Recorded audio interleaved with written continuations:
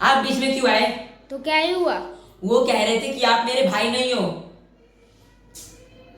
पर आपको तो फर्क ही नहीं पड़ता, चाहे वो कुछ भी बोले।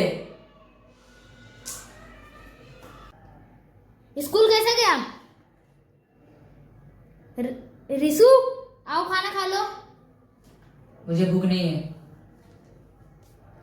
लोग कुछ भी बोलेंगे तो तुम मान लोगे? हाँ, क्योंकि वही लोग कह रहे थे कि हम दोनों बिल्कुल अलग दिखते हैं। बाल, आँख, शक्ल कुछ मैच नहीं करता। तो सही बोले ना, मैं तो मम्मी पापा जैसा भी नहीं दिखता हूँ। आंखें, बाल, शक्ल सब अलग हैं।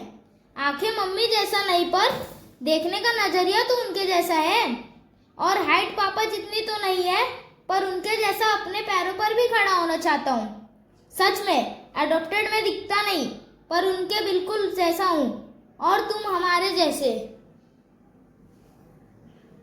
सॉरी भैया।